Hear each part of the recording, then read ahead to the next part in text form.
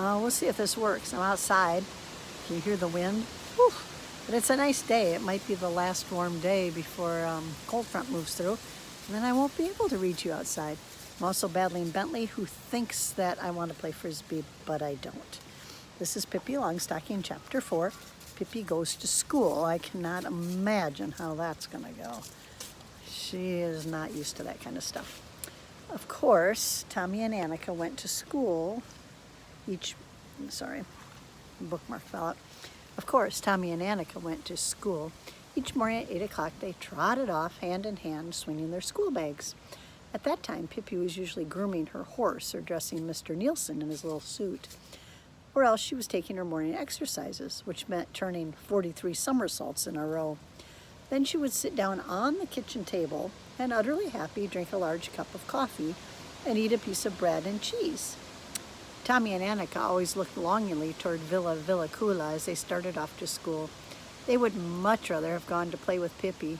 If only Pippi had been going to school, too. That would have been something again. Just think what fun we could have on the way home from school, said Tommy. Yes, and on the way to school, too, said Annika. The more they thought about it, the worse they felt to think that Pippi did not go to school, and at last they determined to try to persuade her to begin. You can't imagine what a nice teacher we have, Tommy artfully told Pippi one afternoon, when he and Annika had come to visit at Villa Villacula after they finished their homework. If you only knew what fun it is in school, Annika added. I'd die if I didn't go to school. Pippi sat on a hassock, bathing her feet in a tub. She said nothing, but just wiggled her toes for a while, so the water splashed around everywhere. You don't have to stay so very long, continued Tommy, just till 2 o'clock. Yes, and besides, we get Christmas vacation and Easter vacation and summer vacation, said Annika. Pippi bit her big toe thoughtfully. I can't imagine doing that, but still said nothing. Suddenly, as if she'd made some decision, she poured all the water out on the kitchen floor, so that Mr. Nielsen, who sat near her playing with a mirror, got his pants absolutely soaked. It's not fair, said Pippi sternly, without paying any attention to Mr. Nielsen's puzzled air about his wet pants. It's absolutely unfair. I don't intend to stand it. What's the matter now? Asked Tommy. In 4 months it will be Christmas, and then you'll have Christmas vacation, but what'll I get? Pippi's voice sounded sad. No Christmas vacation, not even the tiniest bit of a vacation, she complained. Something will have to be done about that. Tomorrow morning, I'll begin school. Tommy and Annika clapped their hands with delight. Hurrah! We'll wait for you outside the gate at 8 o'clock. Oh no, said Pippi. I can't begin as early as that. And besides, I'm going to ride to school. And ride she did. Exactly at 10 o'clock the next day, she lifted her horse off the porch, and a little later, all the people in the town ran to their windows to see what horse it was that was running away. That is to say, they thought he was running away. It was only Pippi in a bit of a hurry to get to school.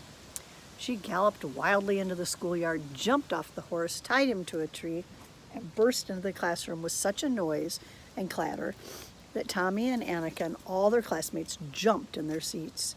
Hi there, cried Pippi, waving her big hat. Did I get here in time for pultification? Tommy and Annika had told their teacher that a new girl named Pippi Longstocking was coming, and the teacher had already heard about Pippi in the little town. And she was a very pleasant teacher. She decided to do all she could do to make Pippi happy in school.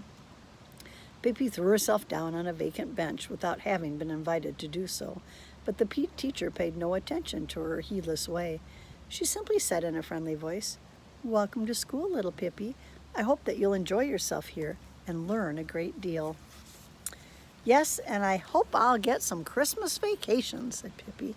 That's the reason I've come. It's only fair, you know. If you would first tell me your whole name, said the teacher, then I'll register you in school. My name is Pippolita Delicatessa, window shade, mackerel mint, Ephraim's daughter, Longstocking, daughter of Captain Ephraim Longstocking, former the terror of the sea, now a cannibal king. Pippi is really only a nickname because Papa thought that Pippilata was too long to say. Indeed, said the teacher. Well then, we shall call you Pippi too. But now, she continued, suppose we test you a little and see what you know. You are a big girl and no doubt know a great deal already. Let us begin with arithmetic. Pippi, can you tell me what 7 and 5 are?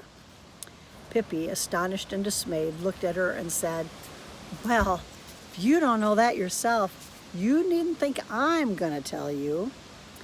All the children stared in horror at Pippi, and the teacher explained that one couldn't answer that way in school. I beg your pardon, said Pippi contritely. I don't know that. I didn't know that. I won't do it again. No, let us hope not, said the teacher. And now I will tell you that 7 and 5 are 12. See that, said Pippi. You knew it yourself. Why are you asking me then? The teacher decided to act as if nothing unusual were happening and went on with their examination. Well now, Pippi, how much do you think 8 and 4 are? Oh, about 67, hazarded Pippi. Of course not, said the teacher. 8 and 4 are 12. Well, now really, my dear little woman, said Pippi, that is carrying things too far. You just said that 7 and 5 are 12.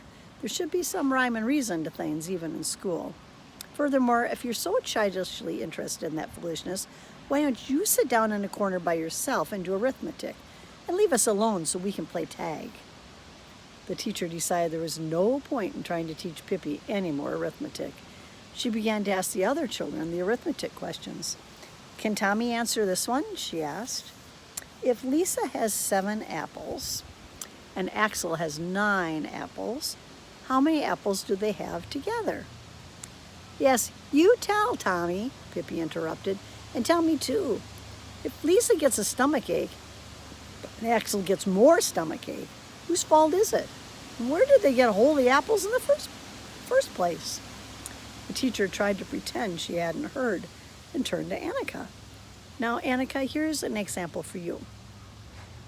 Gustav was with his schoolmates on a picnic. He had a quarter when he started out and 7 cents when he got home.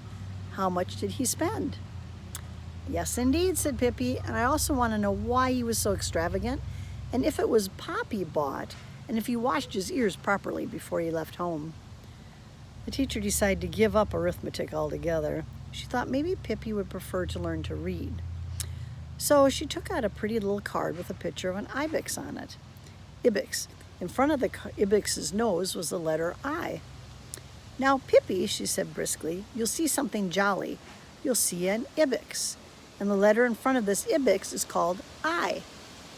That I'll never believe, said Pippi. I think it looks exactly like a straight line with a little fly speck over it. But what I'd really like to know is, what is the ibex to do with the fly speck? The teacher took out another card with a picture of a snake on it and told Pippi that the letter on it was an S. Speaking of snakes, said Pippi, I'll never forget the time I had a fight with a huge snake in India. You can't imagine what a dreadful snake it was, 14 yards long and mad as a hornet. It was, and every day he ate up 5 Indians and then 2 little children for dessert. One time he came and wanted me for dessert. He wound himself around me. I've been around a bit, I said, and I hit him in the head, bang. And then he hissed, ish, ish, ish. And I hit him again. Bingo, he was dead. And indeed, so that is the letter S. Most remarkable. Pippi had to stop to get her breath, and the teacher, who had now begun to think that Pippi was an unruly and troublesome child, decided that the class should have drawing for a while. Surely Pippi could sit and be quiet and draw, thought the teacher. She took out paper and pencils and passed them out to the children. Now you may draw whatever you wish, she said, and sat down at her desk and began to correct homework. In a little while she looked up to see how the drawing was going. All the children sat looking at Pippi, who lay on the floor drawing to her heart's content. But Pippi, said the teacher impatiently, why in the world aren't you drawing on your paper? I filled that long ago. There isn't room enough for my whole horse on that little snip of paper, said Pippi. Just now I'm working on his front legs, but when I get to his tail, I think I'll have to go out in the hall. Here's a picture of Pippi drawing her horse. It's really a pretty good drawing. Oops. Can you see it?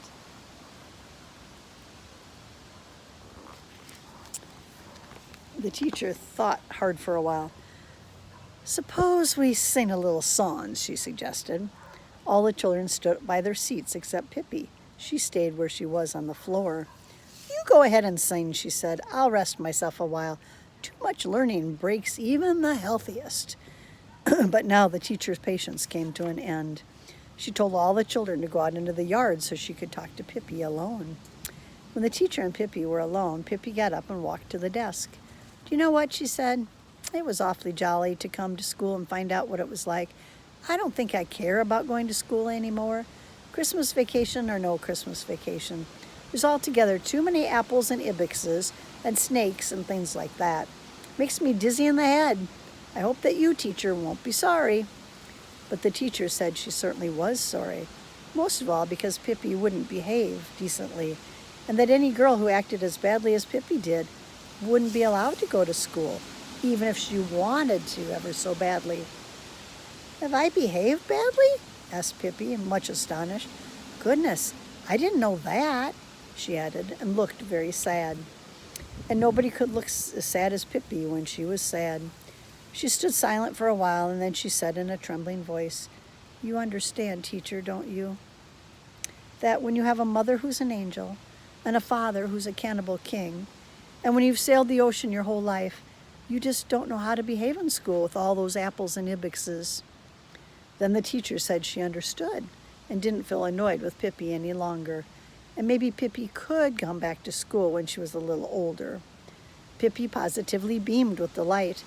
I think you're awfully nice, teacher. Here's something for you. Out of her pocket, Pippi took a lovely little gold watch and laid it on the desk. The teacher said she couldn't possibly accept such a valuable gift from Pippi. But Pippi replied, You've got to take it. Otherwise, I'll come back again tomorrow. And that would be a pretty how do you do. Then Pippi rushed out the schoolyard and jumped on her horse. All the children gathered around to pat the horse and see her off. You ought to know about the schools in Argentina, said Pippi, looking down at the children. That's where you should go.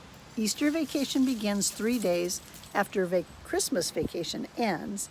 And when Easter vacation is over, there are 3 days, and then it's summer vacation. Summer vacation ends on the 1st of November, and then you have a tough time till Christmas vacation begins on November 11th. But you can stand that because there are at least no lessons. It's strictly against the law to have lessons in Argentina. Once in a while it happens that some Argentine kid sneaks in a closet, sits there studying a lesson, but it's just too bad for him if his mother finds him. Arithmetic, they don't have it all in the schools. And if there's any kid who knows what 7 and 5 are, he has to stand in the corner all day. That's it, if he's foolish enough to let the teacher know he knows. They have reading on Friday, and then only if they have some books, which they never have. But what do they do in school? Asked one little boy. Eat caramels, said Pippi decidedly. There's a long pipe that goes from a caramel factory nearby into the schoolroom. Caramels keep shooting out all day long, so the children have all they can do to eat them up. Yes, but what does the teacher do? Asked one little girl. Takes the paper off the caramels for the children, of course, said Pippi. You didn't suppose they did it themselves, did you? Hardly. They don't even go to school themselves. They send their brothers. Pippi waved her big hat. So long, kids, she cried happily. Now you won't see me for a while, but always remember how many apples Axel had, or you'll be sorry. With a ringing laugh, Pippi rode out through the gate so wildly that the pebbles whirled around the horse's hooves, and the window panes rattled in the schoolhouse. Chapter 5, Pippi sits on the gate and climbs a tree.